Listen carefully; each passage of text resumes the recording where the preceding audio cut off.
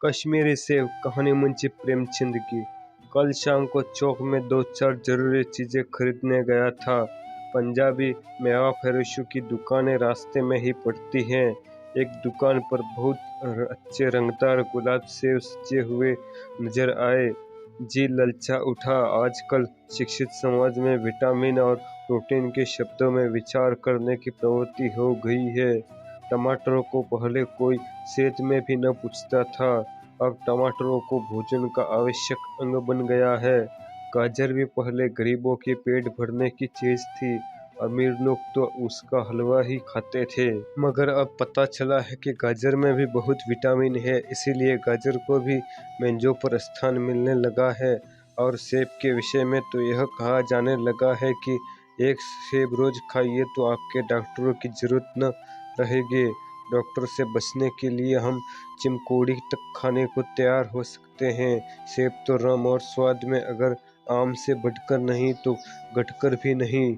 हाँ, बनारस के लहंगे और लखनऊ के दशहरी और बम्बई के अल्फाजों की बात दूसरी है। उसके टक्कर का फल तो संसार में दूसरा नहीं, मगर उसमें विटामिन और प्रोटीन है या नहीं, है तो काफ़ी है या नहीं, इन विषयों पर अभी किसी पश्चिमी डॉक्टर की व्यवस्था देखने में नहीं आई।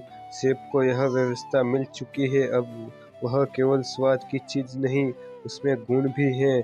हमने दुकानदार से मोल भाव किया और आधे सेर सेब मांगे। दुकानदार ने कहा, बाबूजी बड़े मजेदार सेब आए हैं, खास कश्मीर के, आप ले आए, खाकर तबीयत खुश हो जाएगी। मैंने रुमाल निकालकर उसे देते हुए कहा, चुन चुन कर रखना।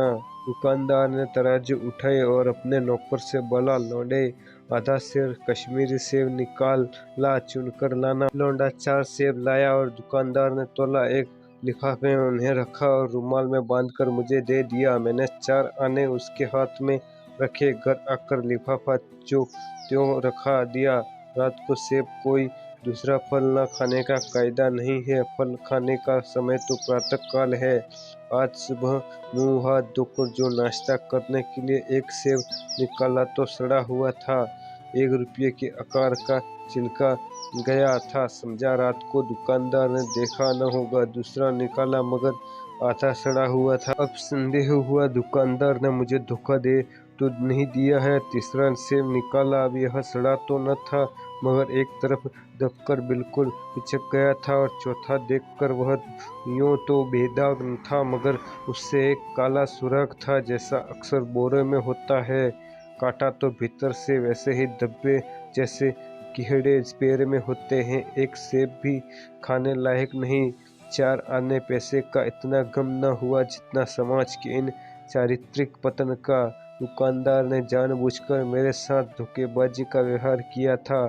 सेब सड़ा हुआ होता तो मैं उसको क्षमा के योग्य समझता, सोचता कि उसकी निगाह न पड़ी होगी, मगर 4 के 4 सेब खराब निकल जाएं, यह तो साफ धोखा है। मगर इस धोखे में मेरा भी सहयोग था। मेरा उसके हाथ में रुमाल रख देना मानो उसे धोखा देने की प्रेरणा थी।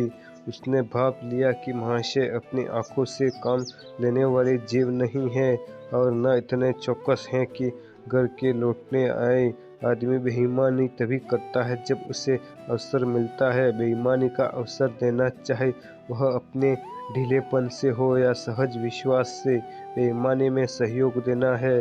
पढ़े लिखे बाबू और कर्मचारियों पर तो अब कोई विश्वास नहीं करता।